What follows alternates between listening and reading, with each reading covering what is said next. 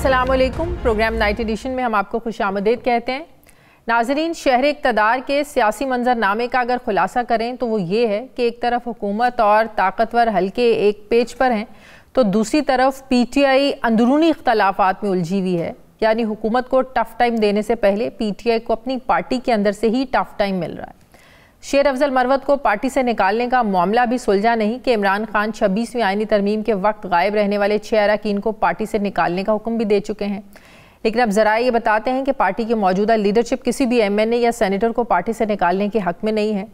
उन्हें खदशा है कि अगर ऐसा हुआ तो PTI की ये सीटें हुकूमत के पास जा सकती हैं। दूसरी तरफ PTI मौलाना फजलुर रहमान को मनाकर ग्रैंड अपोजिशन अलायंस बनाने की कोशिशों में लगी हुई है, लेकिन अभी तक कोई ब्रेक थ्रू नहीं हुआ है। मगर इससे पहले ही इमरान खान ने ईद के बाद अपोजिशन जमातों के साथ मिलकर मुल्की एहतजाज करने का इंदिया दिया है। मुल्की एहतजाज की कॉल एक ऐसे वक्त में दी गई है जब हुकूमत PTI को एक जलसे की इजाज़त देने के लिए भी तैयार नहीं है। तहरीक इंसाफ ने पहले 8 फरवरी को लाहौर मीनार पाकिस्तान पर जलसे की दरख्वास्त की थी, लेकिन यह दरख्वास्त मुस्तरद कर दी गई। अब PTI ने एक बार फिर 22 मार्च को मीनार पाकिस्तान पर जलसा करने की दरख्वास्त जमा कराई है और अदालत से भी रुजू किया है। लेकिन दूसरी तरफ हुकूमत PTI को स्पेस देती हुई लग नहीं रही है। चंद दिन पहले मुस्लिम लीग नून के कायद नवाज शरीफ ये वाजे कर चुके हैं कि मुल्क एक बार फिर टेक ऑफ की पोजीशन में है। अब किसी को लॉन्ग मार्च, धरनों या पुरतशद्दुद एहतजाज की इजाज़त नहीं देंगे। ऐसे में सवाल उठता है कि मौजूदा सूरत हाल में तहरीक इंसाफ के पास प्लान भी क्या है, सियासी और कानूनी ऑप्शंस क्या हैं। PTI ने 3 साल एहतजाजी सियासत में सोलो फ्लाइट लेकर देख लिया, लेकिन हासिल क्या हुआ। सोशल मीडिया पर हुकूमत और इदारों के खिलाफ ट्रेंड्स बनाकर भी देख लिए, लेकिन सवाए सिस्टम की नाराज़गी के हासिल क्या हुआ। एक अमरीकी सदर के खिलाफ गुलामी नामंजूर के नारे भी लगा लिए, दूसरे सदर से उम्मीदें भी लगा कर देख ली, लेकिन हासिल क्या हुआ। कभी IMF, कभी यूरोपीय यूनियन के दफ्तर के बाहर एहतजाज करके भी देख लिया, लेकिन हासिल क्या हुआ। पूरा साल हो गया फॉर्म 45 और 47 के फ़र्क पर शोर मचाते हुए। इलेक्शन कमीशन टस से मस हुआ, ना हुकूमत को कोई फ़र्क पड़ा, तो फिर तहरीक इंसाफ को हासिल हुआ क्या। कभी फाइनल कॉल देकर तो कभी सिविल नाफरमानी की तहरीक से हुकूमत को डराया गया, लेकिन इमरान खान को रिहाई नहीं मिली। PTI को हासिल क्या हुआ। देखते ही देखते 26वीं आईनी तरमीम भी हो गई। एक अदालत से दूसरी अदालत में जजेस भी ट्रांसफ़र होकर लग गए, तो फिर वकला तहरीक की बातों से हासिल क्या हुआ। सियासत पे इदारों की मुदाखलत ख़त्म करते करते इमरान खान ने रिवायत से हटकर 1 नहीं 2 नहीं बल्कि 3 ओपन लेटर्स लिख कर देख लिए, लेकिन हासिल कुछ नहीं हुआ। सियासी महाज पर एक एक करके तहरीक इंसाफ अपने तमाम तुर्ब के जो पत्ते हैं वो जाहिर कर चुकी, तमाम ऑप्शन इस्तेमाल कर चुकी, लेकिन सवाल वही है कि हासिल हुआ क्या। इसी पर मैं बात करूँगी। मुझे ज्वाइन कर रहे हैं सेनेटर ओन अब्बास बप्पी साहब, तहरीक इंसाफ के रहनुमा हैं। अस्सलाम वालेकुम, बहुत बहुत शुक्रिया ओन अब्बास साहब। ओन अब्बास साहब, सबसे पहले तो बड़ा अहम सवाल जो हुकूमत के लोग भी उठा रहे हैं, मेरा भी आपसे ये सवाल है कि चीफ जस्टिस से तहरीक इंसाफ के वफ़द ने 1 घंटे की तवील मुलाकात तो की है। बाहर रहनुमाओं ने आकर प्रेस कॉन्फ्रेंस की कि हम 26वीं आईनी तरमीम को मानते नहीं, हम तस्लीम नहीं करते, लेकिन लगता है कि तहरीक इंसाफ ये भूल जाती है। क्यों भूल जाते हैं कि जिस 26वीं आईनी तरमीम को तस्लीम न करने की आप लोग बात करते हैं, उसी 26वीं आईनी तरमीम के नतीजे में बनने वाले चीफ जस्टिस से आप लोग मुलाकात करते हैं, उनको मानते हैं, लेकिन 26वीं आईनी तरमीम को तस्लीम नहीं करते। तो इस कंफ्यूजन को जरा आप दूर कीजिए और समझाइए हमें कि इसकी क्या वजह है। पहले भी ये क्लियर कर लीजिए कि जो आज की मुलाकात चीफ जस्टिस साहब की हुई है, ये ऑपोजिशन की ख्वाहिश में नहीं, चीफ जस्टिस साहब की ख्वाहिश पे हुई है। उन्होंने मेरे ख्याल में कल या परसों प्राइम मिनिस्टर शहबाज शरीफ से मुलाकात की थी, जिसके बाद अल्टीमेटली उनको ऑब्वियसली उन मुलाकात के बाद ही हैज टू रिजॉर्ट की, जो अपोजिशन की बात भी सुनना चाह रहे थे, तो ये उनके कहने पे मुलाकात हुई, अपोजिशन की ख्वाहिश पे मुलाकात नहीं हुई। नंबर 1। नंबर 2, अगर आप मिसाल के तौर पे अगर आपका ये सवाल पूछ लिया जाए कि 26वीं आईनी तरमीम को हम तो नहीं मानते, तो चीफ जस्टिस को कैसे मानते। अगर पाकिस्तान या किसी भी रियासत में एक कानून पास हो जाए कि जनाब इस जुर्म की सजा फांसी है, तो अगर आप उस कानून को ना भी माने, आपको स्टिल जाके कंटेस्ट तो करना पड़ जाएगा। हम ये कैसे कह सकते हैं कि जस्ट बिकॉज कि मैं इस कानून को नहीं मानता, लेकिन उस कानून के नतीजे में जो सजा है मैं उसको कंटेस्ट नहीं करूंगा, इस तरीके से तो बेरहरा भी हो जाएगी। सो आप प्रिंसिपल स्टैंड आपका ये कि हम 26वीं आईनी तरमीम को नहीं मानते, लेकिन अब जो चीज सिस्टम में आ चुकी है उसको उस फॉरम पे जाके कंटेस्ट करना, it's part of the game, वो हमें करना पड़ेगा, और यही कुछ हमने किया। अब आज अगर चीफ जस्टिस साहब ने बुलाया और वो चाह रहे थे कि रिफॉर्म्स की बात हो सके, ऑब्वियसली IMF की वफ्द की उनसे मुलाकात होना एक बहुत बड़ा इशू था, एक मतलब हमारे लिए खास और अचंभे की बात थी। एंड प्रॉब्ली आपको तो पता होगा कि ये वाहिद गवर्नमेंट है जिसने IMF के कॉन्ट्रैक्ट में लिखा था कि जनाब जो चीफ जस्टिस है उससे IMF के वक्त की मुलाकात हो सकती है, जो जुडिशल रिफॉर्म्स है उसके हवाले से बात कर सकते हैं। सो अल्टीमेटली हमें भी ऑब्वियसली इस टर्म्स में आके उनसे बात करनी पड़ गई। इसका ये मतलब किसी तौर पे नहीं है कि हम इस आईनी तरमीम को मानते हैं, लेकिन क्योंकि चीफ जस्टिस आप इस वक्त वजूद में आ चुके हैं, हमें सिस्टम में उसको कबूल करना पड़ेगा। और कल को अगर यही चीफ जस्टिस साहब हमारे रिजर्व सीटों की बात सुनेंगे, अगर यही चीफ जस्टिस साहब खान साहब की जाके फुल बेंच की बात सुनेंगे, तो क्या हम वहां पे पेश नहीं होंगे? क्या हमारे वकला पेश नहीं होंगे? अल्टीमेटली इसी सिस्टम को जाके कंटेस्ट करना है और इसे हमने किया। शायद यही मसला है कि तहरीक इंसाफ को यू टर्न लेने का मास्टर कहा जाता है। कामरान सुन ले मेरा सवाल सुन ले। कामरान मुर्तज़ा साहब ने अपनी टीम को कहा है कि वो सारे उन क्लिप्स को इकट्ठा किया जाए जब 26वीं आईनी तरमीम की मंजूरी के वक्त उसको सपोर्ट करने के हवाले से जो आप लोग बैरिस्टर गौहर साहब की बातें और मौलाना साहब को सपोर्ट करना, मौलाना साहब की तारीफ़ें करना, और वोट आपने नहीं दिया, वो भी मौलाना साहब कहते हैं कि मौलाना साहब ने ही कहा था कि आप वोट ना भले दें लेकिन इसके अगेंस्ट भी उस तरीके से ना जाएं, तो आप लोग माने उस वक्त। तो वो सारे क्लिप्स इकट्ठे कर रहे हैं, तो इस बात का क्या जवाब है कि उस वक्त तो आपने इसको सपोर्ट किया था, मौलाना साहब को सपोर्ट किया था 26वीं आईनी तरमीम पर। मैंने आपको पहले कहा कि आज चीफ जस्टिस से मुलाकात ऐसी ही है जैसे कि कोई कानून पास हो जाए तो उसमें वकील ने पेश होना ही होना है, चाहे आप कानून को माने या ना माने, इसका उससे कोई ताल्लुक नहीं। नंबर 1। 26वीं आईनी तरमीम बड़ा प्रिंसिपल स्टैंड था। हमने कहा जिसमें मिलिट्री ट्रायल जो है ना वो गैर आईनी है। हमने उसमें कहा था कि जो जज सबान की जो पूरा इंडक्शन का तरीका जो बनाया जा रहा है, जिसमें आपने देखा कि इस्लामाबाद हाई कोर्ट की सीनियरिटी चेंज कर दी, बाकी तमाम जजेस इस्लामाबाद हाई कोर्ट में ला दिया, वहां के सारे जजेस में जस्टिस गुल हसन को औरंगजेब को प्रमोट करके आपने फौरन भेज दिया, जिसमें 5 जजेस यहाँ पे इस वक्त जाके सुप्रीम कोर्ट में एक लेटर भी लिखा। तो इन सारी चीजों पे हमारे खदशात थे। और नवाज साहब तहरीक इंसाफ मीनार पाकिस्तान पर जलसा करना चाहती है, उसकी भी इजाज़त नहीं मिल रही है, और मुस्लिम लीग नून ये कह रही है कि क्योंकि हम लोग हुकूमत तरक्की कर रही है, हुकूमत आगे बढ़ रही है, तहरीक इंसाफ से हजम नहीं हो रही है हमारी तरक्की, हमारी कामयाबियां, इसीलिए आप लोग सड़कों पर आना चाहते हैं। जिस मुल्कों में तरक्की होती है क्या यहाँ पे जलसे और एहतजाज नहीं होते? कि जिस मुल्कों में जहां पे लोग अपने राय के लिए, अपने एहतजाज के सड़कों पे निकलना चाहें, जहां जो तरक्की पसंद ममालिक है, चाहे अमेरिका को ले लें, चाहे यूके में ले लें, क्या वहां पे प्रोटेस्ट नहीं होते? क्या 10 डाउनिंग स्ट्रीट पे या व्हाइट हाउस के बाहर लोग इकट्ठे नहीं होते? ये कौन सी मंतक है कि इनके मुताबिक अगर तरक्की हो रही है तो वहां प्रोटेस्ट नहीं हो सकता? दूसरी बात है कि एहतजाज और जलसे में बड़ा फर्क है।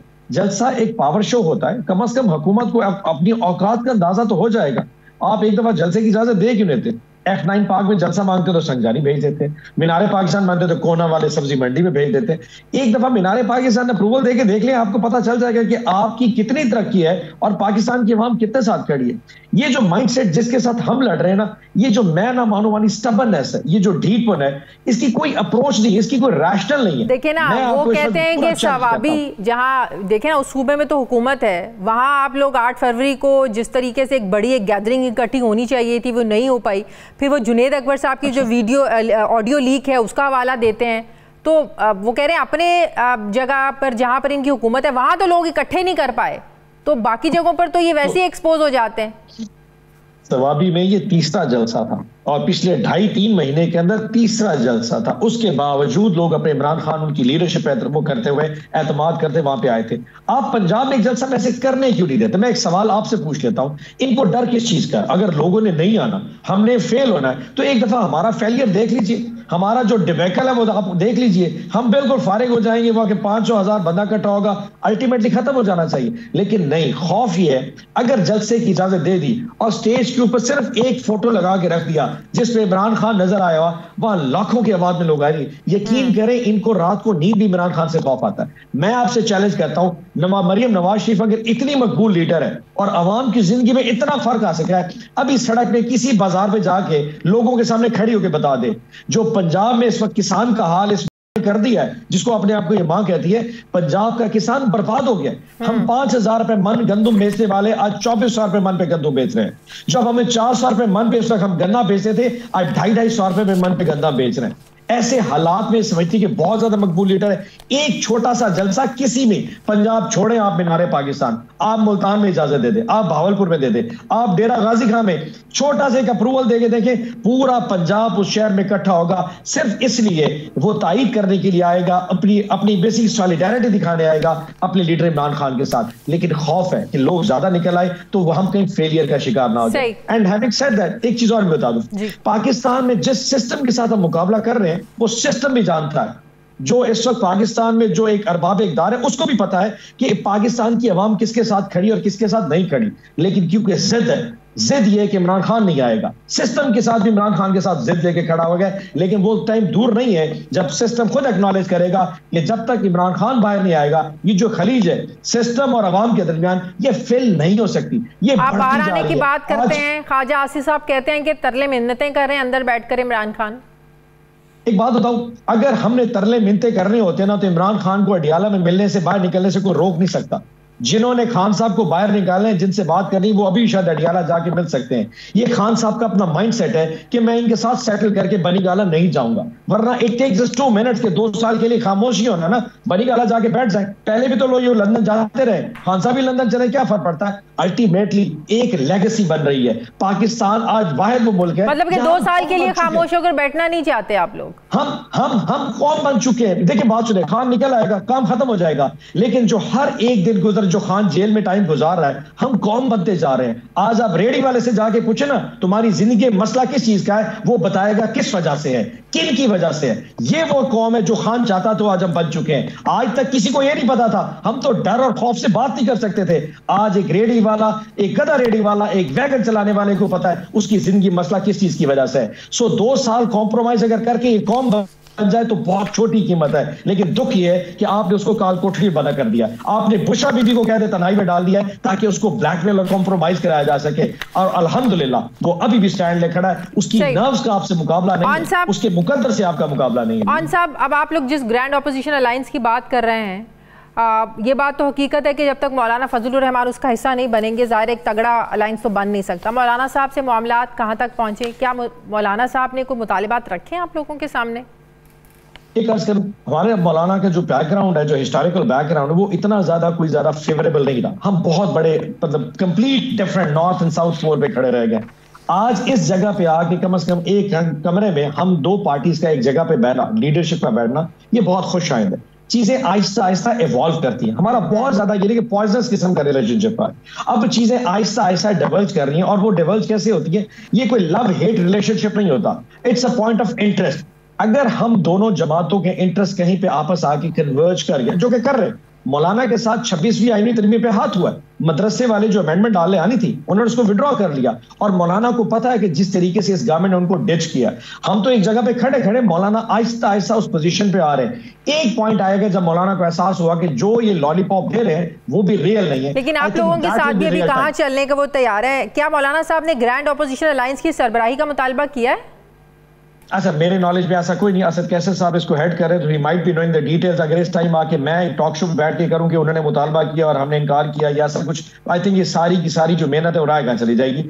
मैं इस इतनी बड़ी डिटेल्स में नहीं जा सकता। मैं ये कह सकता हूं इसके चांसेस बहुत ज्यादा है और मैं ये बहुत दूर नहीं देख रहा किसी एक दिन शायद हम कश्मीर हाईवे पे पाकिस्तान तहरीक इंसाफ और जमीयत उलमा इस्लाम इकट्ठे कश्मीर हाईवे एक ही जगह इस हुकूमत के खिलाफ। और इशू कौन सा होगा कि अवाम की मुश्किलात बढ़ती जा रही हैं। इस हुकूमत की जो घमंड है, जो ढीठ है, जो स्टबर्ननेस है, वो अपनी जगह खड़ी है। 3 सेनेटर्स की जो मुअत्तली है, इसकी क्या वजह है? आपका नाम भी उसमें शामिल है। एक अर्ज करूं, पाकिस्तान की तारीख में इससे ज्यादा मैं उसकी लफ्ज इस्तेमाल नहीं कर सकता जो डिप्टी चेयरमैन तक बिठा दिया है। उस शख्स ने जो हरकत पिछले 1 साल में की सारी काबिल बर्दाश्त थी। हाँ। लेकिन आज से 3 दिन पहले जिस तरीके से उसने अपोजिशन को कहा कि तुम, अब मैं एग्जैक्ट अल्लाह माफ करे, अब ये बात अल्फाज मगर नेशनल को देखना ही चाहिए, उसने ये लफ्ज इस्तेमाल किया कि जब तक तुम अपनी बंद नहीं करोगे उस वक्त तक मैं ऐसे करता रहूंगा। अब ये जो लफ्ज है, और मैं ऑन रिकॉर्ड नेशनल टीवी पे कह रहा हूं, उसने कहा कि अपनी बंद करोगे तो मैं आगे चलूंगा। और 1 दफा नहीं 5 दफा का, जिस पर हमने शदीद प्रोटेस्ट किया और उसके रेजिग्नेशन का और उसकी माफी का मुतालबा किया। पहले दिन भी और अगले दिन भी। जब दूसरे दिन मैंने शदीद तौर पर प्रोटेस्ट उसके सामने कहा, मैंने कहा आके माफी मांगो, हमसे नहीं, इस ऐवान से माफी मांगो, इस कुर्सी से माफी मांगो, इस पार्लियामान से माफी मांगो। तो उसने अपने अल्फाज, अब आपने ये सोचे चेयरमैन सेनेट कभी अपने अल्फाज एक्सपेंज कर सकता है? यानी कि उसने इतनी बदतमीजी की कि अपने अल्फाज एक्सपेंज करवा दिए। हमने कहा जी माफी नहीं, माफी मांगो कौम से और रेजिग्नेशन दो। उसने कहा नहीं, और अल्टीमेटली जब हमने बहुत ज्यादा प्रोटेस्ट किया, उसने मुझे, सेनेटर फलकनाज चित्राली को और सेनेटर हुमायूं मोहम्मद को एक्सपेंड कर दिया।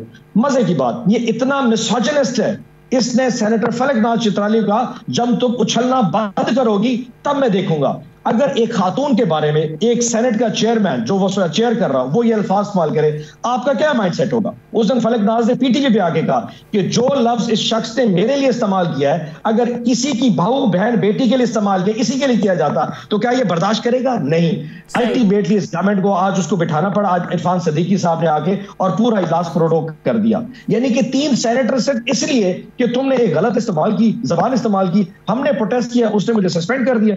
मसला ये नहीं कि आपने इनकेपेबल बंदा बिठाया है, अनएजुकेटेड होना भी मसला नहीं है, इनकेपेबल होना भी मसला नहीं है। मसला ये कि उसमें वो तो पार्लिमानी मैनर्स भी कोई नहीं थे। जिसने हमने प्रोटेस्ट किया हमें सस्पेंड कर दिया। इजाज चौधरी साहब के प्रोडक्शन ऑर्डर होने के बावजूद पर उस पर इम्प्लीमेंटेशन क्यों नहीं हो रहा? जिस दिन यूसुफ गिलानी ने प्रोडक्शन ऑर्डर जारी किया तो पुलिस लेने, इस्लामाबाद पुलिस लेने के लिए लाहौर कोट लखपत जेल चली गई। आप इमेजिन करें, इस आईजी इस्लामाबाद ने पुलिस भेजी और एक आईजी प्रिजनर्स को कह रहा है सिक्योरिटी इश्यू हम नहीं भेजेंगे, और इस बात को 1 महीना हो चुका है। उसके बाद गिलानी साहब ने एक एथिकल ग्राउंड पे, प्रिंसिपल ग्राउंड पे फैसला किया कि जब तक इजाज चौधरी साहब यहाँ पे हाजिर नहीं होते, उनके प्रोडक्शन ऑर्डर पे अमल नहीं होता, मैं चेयर नहीं करूंगा। इस बात को 1 महीना गुजर चुका है। इसी वजह से गिलानी साहब चेयर नहीं कर रहे, और इसी वजह से सैदाल खान जो इस वक्त नून लीग का डिप्टी चेयरमैन है, जिसको पता नहीं कहां से उठा के ले आए, उसको उन्होंने बिठा दिया, वो चेयर करना शुरू कर दिया। और ये देखिए, इसमें आपने बेसिकली डिस्क्रेस किसको किया? वो गिलानी साहब को डिस्क्रेस नहीं किया, आपने उस कुर्सी और उस ऐवान को डिस्क्रेस किया। अब हमारी बारी, मैं वैसे देखो अयाज सादिक साहब बैठे, जितना भी बुरा हो, कम अज कम उन्होंने मियां गौस जो हमारे एमएनए हैं, उनको प्रोडक्शन ऑर्डर जारी किए, वो आए थे। इससे पहले जो 8-10 एमएनए हमारे उठाए गए थे, उनको उन्होंने प्रोडक्शन ऑर्डर जारी करके वो पेश किया था। तो इसका मतलब गिलानी साहब नाराज हैं इस बात पर, जिस वजह से इरफान सदीकी साहब तो कह रहे हैं कि हम मनाएंगे उनको, हुकूमत कह रही है। बहुत शदीद नाराज हैं, और उन्होंने कहा है कि अगर जब तक इजाज चौधरी साहब नहीं आएंगे, मैं नहीं, और यकीन करिए कभी भी सेशन, इसका मतलब अगले 2 साल में अगर चौधरी साहब नहीं आते तो गिलानी साहब ही चेयर नहीं करेंगे। बट क्या इस तरीके से आप ऐवान को चला लेंगे? देखिए, ये जो मैं एक बात बताऊं, मैं समझता हूं बहुत सारी गलती हमसे भी हुई। मैंने शायद उस वक्त हमें वो अली वजीर का प्रोडक्शन ऑर्डर जारी करना चाहिए था, लेकिन जिनके कहने पे आज ये नहीं कर रहे, उनके कहने पे शायद हमने भी किया था। लेकिन हमारी पहली गलती थी, हम हुकूमत में पहली दफा आए थे, ये तो 5वीं दफा है। ये इस तरह सिस्टम नहीं चलता, आप चीजों को अपनी मर्जी से। लेकिन जिनके कहने पे आप लोगों ने नहीं किया था, उन्हीं से आज आप लोग दोबारा फिर से बात करना चाहते हैं। आपको फिर भी आज यही लगता है कि मसाइल का हल उधर से ही निकलना है? इसकी वजह पता है कि असल ताकत का जो महवर है वो लेके बैठे हुए। अब ये तो प्यादे हैं, ये तो पॉन्स है ना, जिनको ऊपर से उठा रहे हैं कि ये कर लो वो कर लो। जब तक उनकी, अब ये जो आपके ख्याल में मुज़ाकरात हो रहे थे, उनसे पूछ के बैठे थे या बगैर पूछ के बैठे थे? जहां पे हुकूमत के मिनिस्टर्स इनकी मर्जी के ना हो, वजीर खजाना वजीर दाखिला इनकी मर्जी के ना हो, वहां पे आप किससे बात कर सकते हैं? सो वो जो टोपी ड्रामा चल रहा था मुज़ाकरात का, कम से कम हमने उसको एक्सपोज तो कर दिया। ठीक है, बहुत बहुत शुक्रिया तहरीक के रहनुमा सेनेटर रौन अब्बास बप्पी साहब मेरे साथ थे, बहुत शुक्रिया। मुझे ब्रेक लेनी है, ब्रेक के बाद वापस आएंगे तो मुस्लिम लीग नून के रहनुमा राना एहसान अफजल साहब हमारे साथ होंगे। वापस आते हैं एक वक्फे के बाद।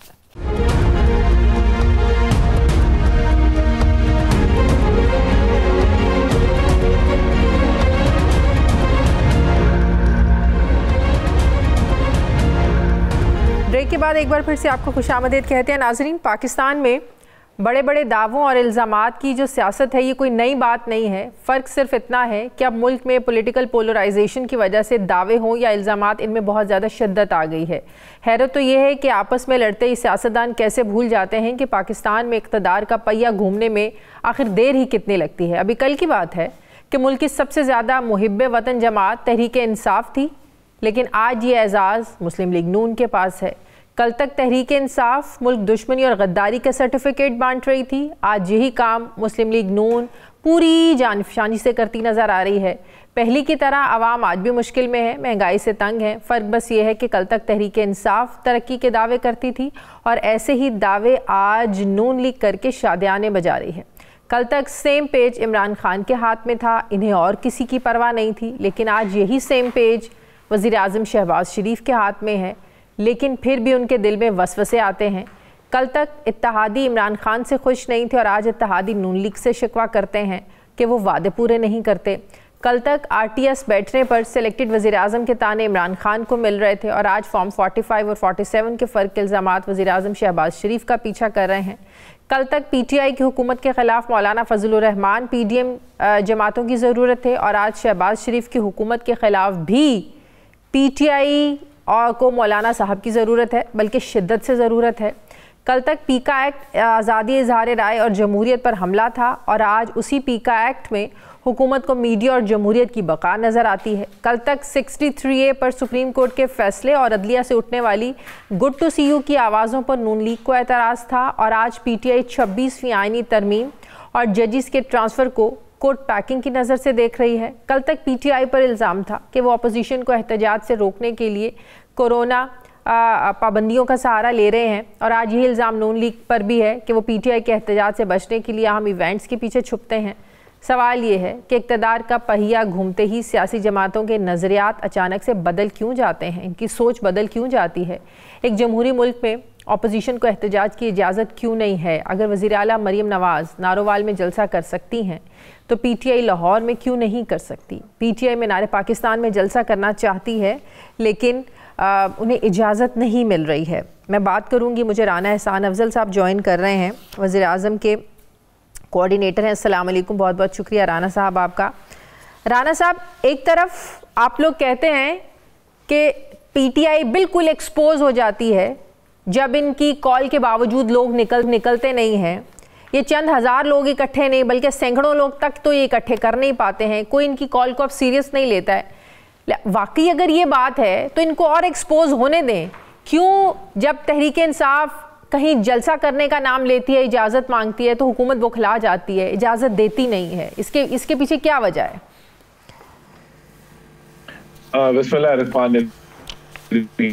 देखिए, हमारे दावे करने की बात नहीं। अभी स्वाबी में इन्होंने जलसा किया, यौम सियाम मनाया स्वाबी में। KP वहाँ आप लोग रोक नहीं सकते थे ना, वहाँ तो उनकी अपनी हुकूमत, वहाँ कैसे रोकते आप? लेकिन उसके बावजूद जुनैद अकबर साहब की जो ऑडियो लीक हुई उसमें उन्होंने इस चीज का एतराफ़ किया कि MPA और MNAs जो हैं वो बंदे निकालने में नाकाम रहे और कोई इतना मुतासिर कुन जो है वो मजमा नहीं था। तो इससे क्या साबित होता है कि जहाँ कोई खुली इनको आज़ादी भी हो वहाँ भी बड़ा मजमा जो है वो जमा नहीं हो सका। देखिए, बहरहाल जो आपने पूछा कि क्या वजह है कि जब इनको इजाज़त भी मिलती है तो कंटेनर लगाए जाते हैं और इजाज़त इनको मुश्किल से मिलती है, उसकी वो PTI खुद जिम्मेदार है। और वो इसलिए जिम्मेदार है क्योंकि 26 नवंबर को भी पाकिस्तान की सियासी तारीख में एक पुरतशद्दुद तरीन मुजाहरा आपने देखा, KP के हुकूमत के वसाइल पे धावा बोला गया। ये वायलेंस की इनकी एक हिस्ट्री है और वो वायलेंस आपने ना सिर्फ 9 मई में देखा, ना सिर्फ जमान पार्क में पेट्रोल पंप की सूरत में देखा। इनके हर जो इनका जलसा होता है उसमें जिस तरह की लैंग्वेज उससे पहले इस्तेमाल की जाती है और उसके उस जलसे के दौरान इस्तेमाल की जाती है, वो वायलेंस जो है वो इंटाइज करते हैं। तो ये एक बुनियादी वजह बनी है PTI के लिए खसूसी तौर पे। 26 नवंबर का तो अभी सिर्फ इल्जाम है ना, वो कहते हैं अगर ऐसा कुछ है तो आप जुडिशल कमीशन बना देंगे। ये एक बुनियादी वजह थी कि तहरीक इंसाफ और हुकूमत के बीच में जो मुज़ाकरात शुरू हुए थे वो आगे बढ़ नहीं पाए क्योंकि हुकूमत जुडिशल कमीशन बनाना नहीं चाहती थी। शहबाज शरीफ साहब कहते थे हम पार्लियामानी कमेटी बना देते हैं। देखिए, ये एक बड़ा गलत तासुर आता है कि जी जुडिशल कमीशन नहीं बना तो वरना सब कुछ साबित हो जाता। सब कुछ अदालतों के जरिए साबित होता है, जुडिशल कमीशन के जरिए साबित नहीं होता। और अदालतों में FIR भी, पुलिस में FIR भी काटी हैं और जो लोग जिन पे इल्जामात हैं टेयर गैस शेल मारने का, जिन पे इल्जामात हैं वायलेंस करने का, तोड़ फोड़ करने का, 150 पुलिस वालों को जख्मी करने का, वो ना सिर्फ गिरफ्तार हैं, उनके ऊपर अदालती कार्रवाई भी जो है वो इस वक्त जारी है और अदालतें जो हैं वो दूध का दूध और पानी का पानी कर देंगी। लेकिन ये चीज तो वाज़ेह है कि एक वायलेंट हुआ जिसमें 150 पुलिस वाले जख्मी हुए। तो जुडिशल कमीशन बनाना जरूरी नहीं होता। दुनिया भर में अदालती निज़ाम के जरिए साबित होती हैं चीजें, जो पाकिस्तान में भी जिसके जरिए मामला आगे बढ़ रहे। तो बात तो वही है ना, आप लोग जलसा करने की इजाज़त क्यों नहीं दे रहे हैं? ठीक है, वही मैंने पहले भी आपसे सवाल किया कि इसका मतलब है कि आप उनको सपोर्ट कर रहे हैं। आप उनको एक्सपोज होने दें, वो नहीं इकट्ठा कर पाते। जुनेद अकबर साहब की ठीक है, एक कोई ऑडियो बिल्कुल चल रही है, लीक हुई है ऑडियो कि लोग बंदे इकट्ठे नहीं कर पाए, तो आप इनको एक्सपोज होने दें। देखिए एज सच कोई पाबंदी नहीं है जलसा करने पे पीटीआई की भी, ये लोकल इंतजामिया फैसला करती है। और मैंने आपको कंसर्न्स बता दिए जो लोकल इंतजामिया जिस चीज को सोचते हुए फैसला करती है, उसमें एक तो सिक्योरिटी थ्रेट्स होती हैं, फिर वायलेंस का इम्कानात होते हैं, और फिर उसके मुताबिक उन्होंने जो है वो अपनी तैयारी करनी होती है। तो मुमकिन है कि उनको इजाजत मिल भी जाए, लेकिन जो कंसर्न्स जो हैं वो मैंने आपको सारे गिनवा, जो कि पीटीआई के जो पुराना रवैया रहा है उसकी बुनियाद पे खड़े हो। Grand opposition alliance Tehreek Insaf बनाने जा रही है और मौलाना साहब से भी उनकी बातचीत चल रही है। क्या हुकूमत इसको अपने लिए खतरा समझती है अगर मौलाना साहब उस ऑपोजिशन अलायंस का हिस्सा बन जाते हैं, बल्कि उसका सरबराह बन जाते हैं, जैसे वो पीडीएम के सरबराह बने थे और उसके बाद जो कुछ हुआ सबने देखा? देखिए, सबसे पहले तो मेरा मशवरा होगा पीटीआई वालों को कि वो ग्रैंड पीटीआई अलायंस बनाने की ऊपर ज्यादा तवज्जो दें, क्योंकि पीटीआई खुद टूट फूट का शिकार है। आपने अभी देखा कि फवाद चौधरी वर्सेस शोहेब शाहीन साहब चल रहा है, फिर मरवत वर्सेस सलमान राजा चल रहा है, फिर बुशरा बीजी वर्सेस अलीमा बीबी चलता है, फिर जुनेद अकबर वर्सेस अली अमीन गंडापुर है, फिर PTI KPK versus PTI Punjab चल रहा है। तो ये जमात तो खुद तकसीम का शिकार पीटीआई कहती है कि नून लीग अपने अंदरूनी इख्तलाफात को संभाले पहले। क्या नून लीग में ग्रुप्स नहीं है? नहीं, कोई ग्रुप्स नहीं है। क्या आप जावेद लतीफ साहब की बातें सुन लें, जुबैर साहब कैसे अलग हुए, आसिफ किरमानी साहब की बातें सुन लें? नहीं, देखिए वो तो छोड़ गए हैं पार्टी। तो इख्तलाफात की वजह से इख्तलाफात हुए ना, तो इख्तलाफात थे ना।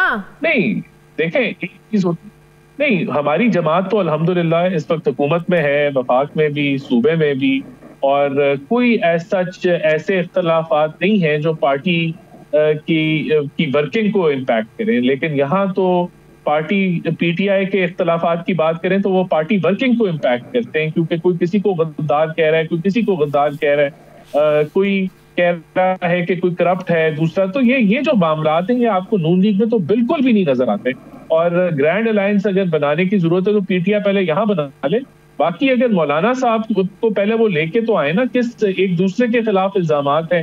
मौलाना साहब कहते हैं कि केपीके में धांधली हुई, तो केपीके में तो बेनिफिशरी पीटीआई है। और दूसरी बात ये कि अगर बन भी जाए, अज्यूम करते हैं, जो कि बड़ा मुश्किल है कि दीगर जमातें जो हैं वो पीटीआई के वॉयलेंट जो रास्ता इख्तियार वो पीटीआई करती है उसका हिस्सा बने, लेकिन अगर बन भी जाए तो हम समझते हैं कि उससे सेंस प्रिवेल करेगी, क्योंकि पीटीआई स्टैंड अलोन तो ना किसी से बातचीत करने में इंटरेस्टेड है, ना वो पार्लियामेंट की हाउस कमेटी में आने में इंटरेस्टेड है। तो जब 4-5 और ऐसी जमातें शामिल होंगी जो मुल्की मफादात के खिलाफ नहीं चलती, तो उससे शायद फिर पीटीआई को भी उसमें भी सेंस प्रिवेल हो। तो जो एक पीडीएम इत्तेहाद बना था, फिर अदम एतमाद हुआ और उसके बाद जो कुछ हुआ वो सबने देखा, तो ये सब कुछ रिपीट भी हो सकता है। नहीं, देखें, पीटीआई पहले तो खुद जिस तरह मैंने आपको कहा कि तकसीम का शिकार है, और पीटीआई में ये कैपेसिटी और कैपेबिलिटी नहीं है कि वो दूसरों के साथ मिलके चले। ये अहलियत जो है वो पीटीआई में नजर नहीं आती। वो और जो रास्ता पीटीआई ने अपनाया हुआ है वो नहायत ही इंतशारी और मुल्की मफादात से टक्कर लेने का रास्ता है, और मैं बिल्कुल नहीं समझता कि बाकी की जमातें उस रास्ते का हिस्सा बने। अच्छा, तो राना साहब, आप इल्जामात की बात कर रहे हैं, आप लोग बार बार ये इमरान खान पर, पीटीआई पर ये इल्जामात लगाते हैं। अभी ख्वाजा आसिफ साहब ने कल ये बात कही कि इमरान खान जेल से जो है वो तरले कर रहे हैं, मिन्नतें कर रहे हैं कि उनको निकाला जाए। ये बात तो तहरीक इंसाफ खुद बारहा कह चुकी है कि तहरीक इंसाफ को बार बार ये पेशकश की गई, इमरान खान को बार बार ये पेशकश की गई कि आप 2-3 साल के लिए इस हुकूमत को चलने दें, खामोश रहें, आपकी सारी बातें मान ली जाएंगी, बाहर भी आ जाएंगे, लोग भी निकल आएंगे, सब कुछ हो जाएगा। ये तो उल्टा उनको पेशकश की गई, तो वो उन्होंने नहीं माना, जिसकी वजह से वो आज भी इमरान खान जेल में है। तो ये ख्वाजा आसिफ साहब कौन सी मिन्नतें, किन तरलों की बात करते हैं कि इमरान खान जेल से बैठे ये सब कर रहे हैं, और किससे कर रहे हैं, किसकी तरले मिन्नतें कर रहे हैं इमरान खान?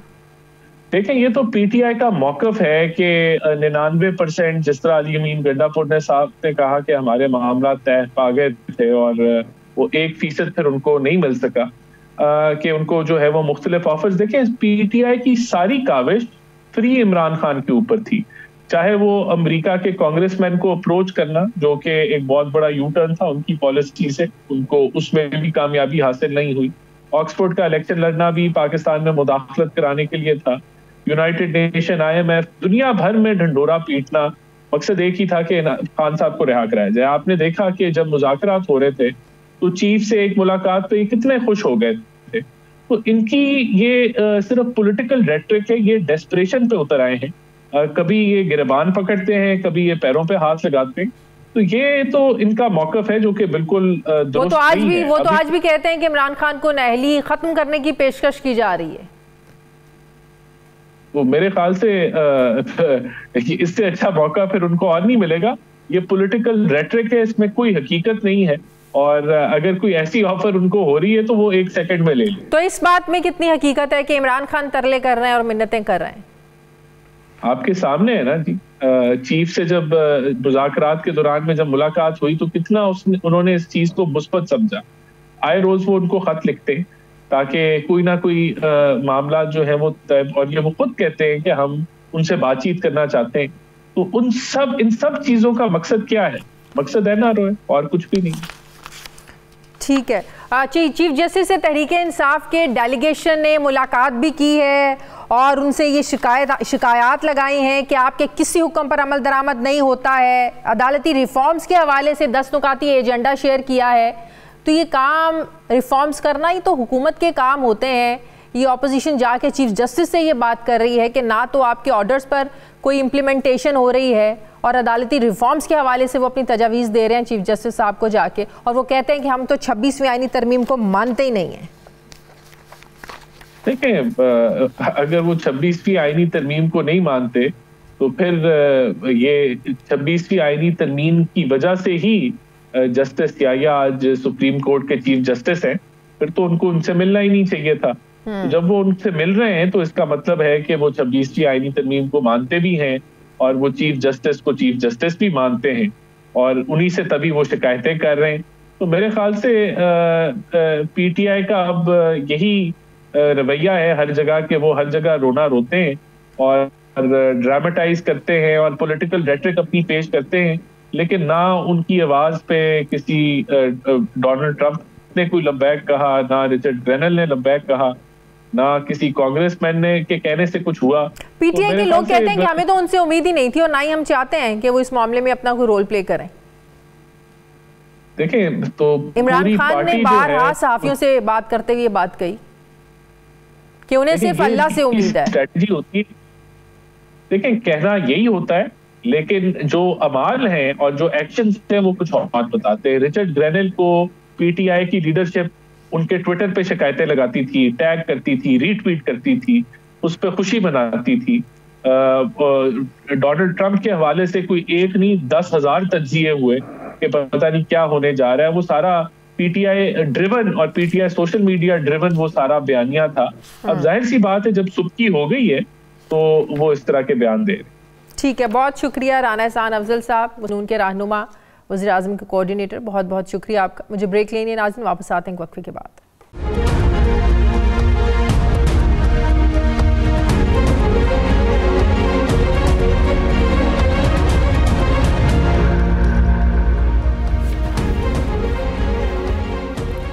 ब्रेक के बाद एक बार फिर से आपको खुशामदीद कहते हैं नाज़रीन। इसमें तो कोई शक नहीं कि अपोजिशन के ग्रैंड अलायंस में जान तभी डलेगी जब मौलाना फजलुर रहमान अपना वज़न उसमें डालेंगे। पाकिस्तान तहरीक इंसाफ हुकूमत के ख़िलाफ़ ग्रैंड अपोजिशन अलायंस बनाने के लिए मुसलसल हाथ पांव तो मार रही है, मगर उसे अभी तक मौलाना साहब की तरफ से ग्रीन सिग्नल नहीं मिला है। ज़रा ये बताते हैं कि ग्रैंड अपोजिशन अलायंस में शामिल होने के लिए JUI ने PTI के सामने अपने मुतालिबात रखे हैं, जिनमें पहला मुतालिबा ये है कि ग्रैंड अपोजिशन अलायंस की सरबराही मौलाना फजलुर रहमान को दी जाए। दूसरा मुतालबा ये है कि केपी हुकूमत में JUI को शामिल किया जाए, जबकि तीसरा मुतालबा ये है कि केपी में PTM को माइनस किया जाए। मौलाना फजलुर रहमान का ये मानना है कि 2024 के इंतखाबात में JUI के साथ धांधली की गई है और ख़ास तौर पर केपी के जनूबी अजला में उनका मैंडेट चुराया गया है। मौलाना के करीबी ज़राए भी उनका भी ये मानना है कि अगर संजीदगी से बात आगे बढ़ती है तो फिर PTI से खैबर पख्तूनख्वा के जनूबी अजला में JUI की बरतरी तस्लीम करने का कहा जाएगा। मौलाना ने अभी तक ग्रैंड अलायंस पर कोई हतमी फैसला नहीं किया है, लेकिन अगर उन्हें मुस्तकबिल के इंतखाबात में डेरा इस्माइल खान, टांक, बन्नू, कोहाट, करक और हंगू जैसे अजला में मुखालिफत ना करने की यकीन दहानी करवाई जाती है तो वो इस इत्तेहाद पर आगे बढ़ भी सकते हैं। ज़रा ये भी बताते हैं कि इमरान खान ने मौलाना फजलुर रहमान के जो मुतालिबात हैं इन पर तहफ़्फ़ुज़ात का इजहार किया है। PTI के मुख्तलिफ रहनुमाओं ने 26वीं तरमीम पर वोट देने पर इमरान खान को JUI पर एतबार न करने का मशवरा भी दिया, जिसकी वजह से अपोजिशन का ग्रैंड अलायंस अब बनने से पहले ही खटाई में पड़ता नज़र आ रहा है। तो सवाल ये है कि क्या ये हकीकत है कि अपोजिशन इत्तेहाद से पहले मामलात कुछ लो और कुछ दो की वजह से अटके हुए हैं? सवाल ये भी है कि अगर PTI JUI के मुतालिबात को तस्लीम नहीं करती तो क्या फिर JUI ग्रैंड अपोजिशन अलायंस का हिस्सा बनेंगी? PTI तो खुद इंतखाबात में मैंडेट चोरी का इल्ज़ाम लगाती है हुकूमत पर। क्या JUI का PTI पर मैंडेट चोरी का इल्ज़ाम दुरुस्त है? नाज़रीन, माजी में जब भी अपोजिशन इत्तेहाद बने और कामयाब रहे तो उसकी एक वजह इस्टेब्लिशमेंट की सपोर्ट को माना जाता है। इमरान खान के खिलाफ बनने वाले PTM इत्तेहाद पर भी ताकतवर हलकों की सहूलतकारी का इल्ज़ाम लगता आया है, मगर इस बार सूरत हाल खासी मुख्तलिफ है। हुकूमत और ताकतवर हलके न सिर्फ एक पेज पर हैं बल्कि ताल्लुकात भी मिसाली दिखाए जा रहे हैं। कहा जा रहा है कि अगर अपोजिशन अलायंस बनता है तो हुकूमत से ज़्यादा रद्द-ए-अमल कहीं और से ही आएगा। तो क्या ये वजह है कि अपोजिशन जमातें इत्तेहाद बनाने से पहले सोच में पड़ी हुई हैं? सेनेटर फैसल वाडा तो यहाँ तक कहते हैं कि ग्रैंड अपोजिशन अलायंस बनेगा, ना ही मौलाना इसमें शामिल होंगे। सवाल यह है कि अपोजिशन इत्तेहाद के मामलात इतना रुक रुक के क्यों चल रहे हैं? इत्तेहाद में रुकावटें क्या हैं? जो इतना एक अदम एतमाद है PTI और मौलाना साहब का, जमीयत उलमा इस्लाम का, इसमें ये तहफ़्फ़ुज़ात जो हैं ये ख़त्म क्यों नहीं हो पा रहे हैं? जबकि दोनों तरफ से दावा किया जाता है कि बात आगे बढ़ रही है, बढ़ भी सकती है, लेकिन उसके बावजूद हम देखते हैं कि अख्तलाफ़ात अपनी जगह पर बरकरार हैं। सेनेटर कामरान मुर्तज़ा साहब सीनियर रहनुमा हैं JUI के, वो मुझे ज्वाइन कर रहे हैं। अस्सलाम वालेकुम, बहुत बहुत शुक्रिया कामरान मुर्तज़ा साहब आपका। कामरान साहब, सबसे पहले तो ये बताइएगा कि क्या मौलाना साहब ने वाकई कुछ मुतालिबात रखे हैं तहरीक इंसाफ के सामने ग्रैंड अपोजिशन अलायंस का हिस्सा बनने के लिए?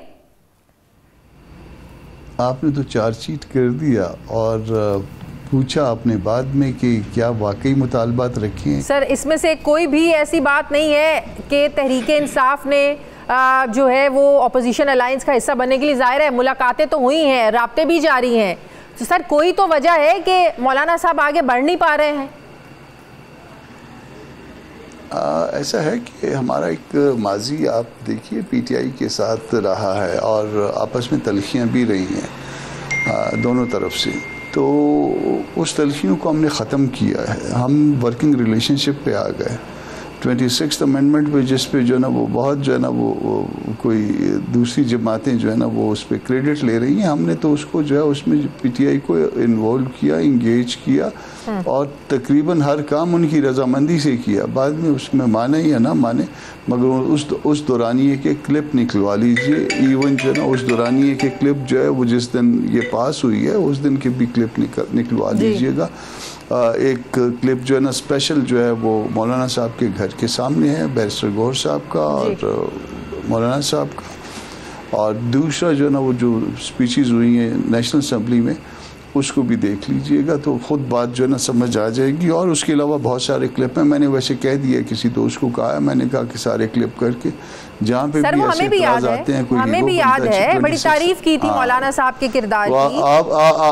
आपको याद है, मगर ज़रा ज़रा उसके बाद सारे उनको भूल गए जिन्होंने तारीफ़ें की थी मौलाना साहब की।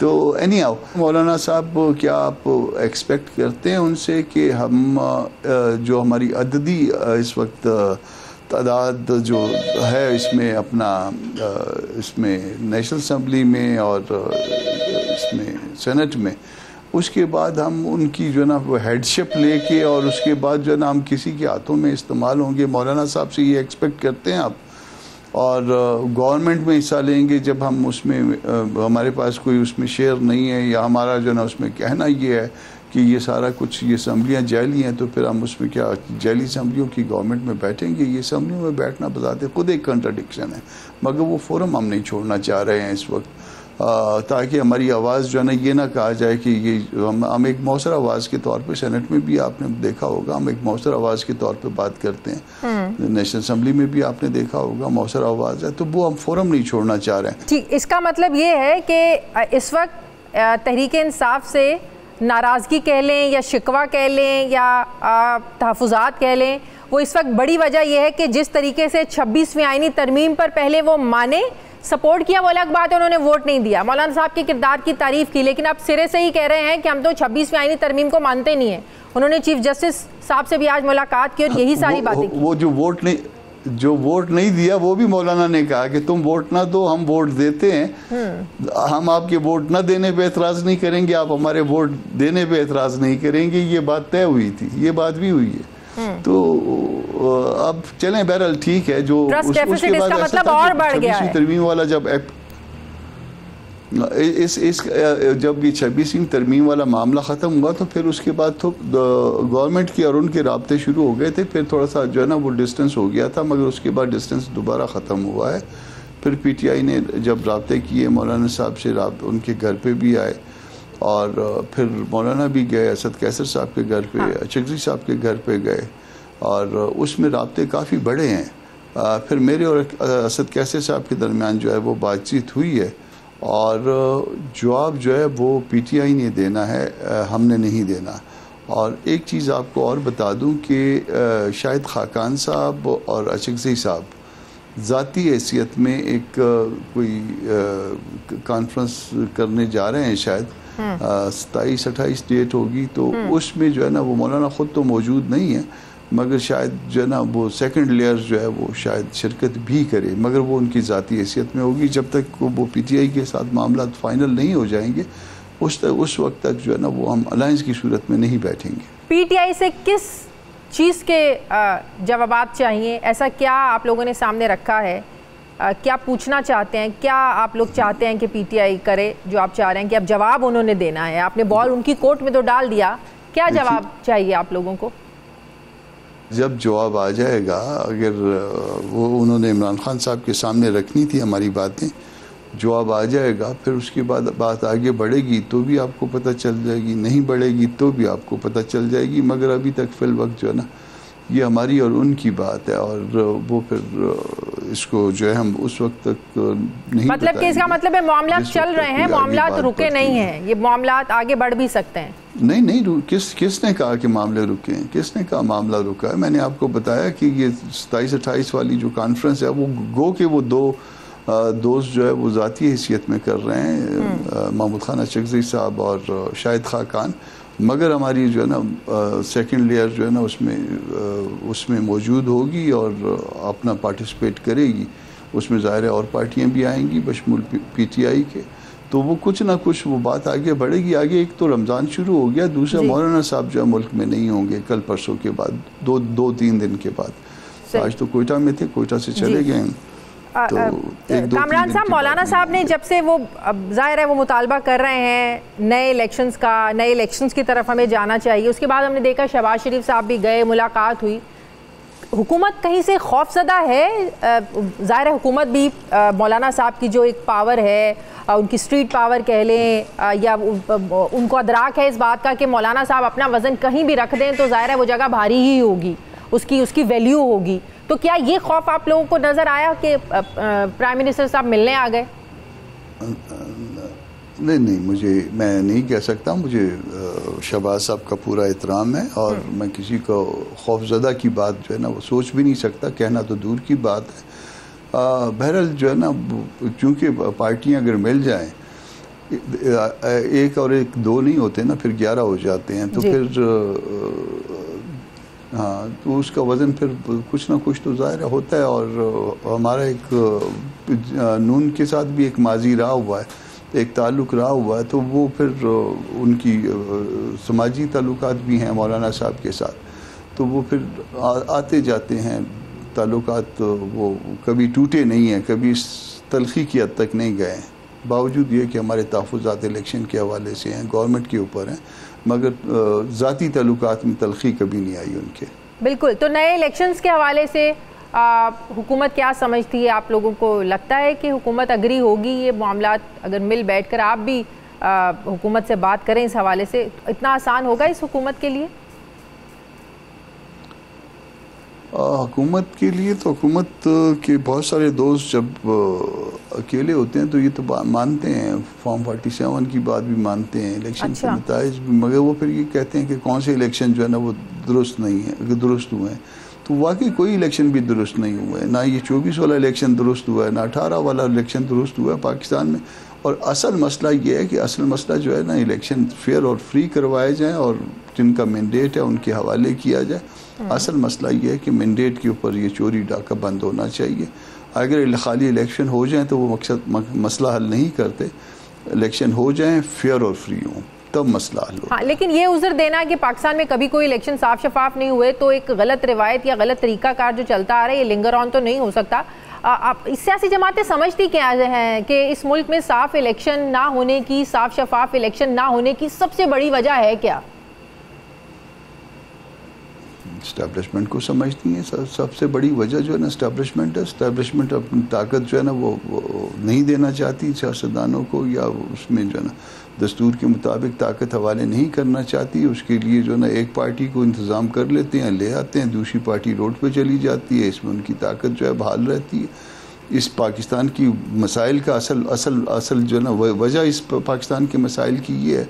अब वो दूसरों को भले 100 दफ़ा इल्ज़ाम दें, मगर ये आप देख लीजिए कि हर इलेक्शन के बाद जो है ना आधी पार्टियां जो है वो गवर्नमेंट में होती हैं और आधी पार्टियां रोड पे होती हैं। तो इसका नतीजा क्या निकलता है? आपकी मईशत कॉम्प्रोमाइज़ होती है।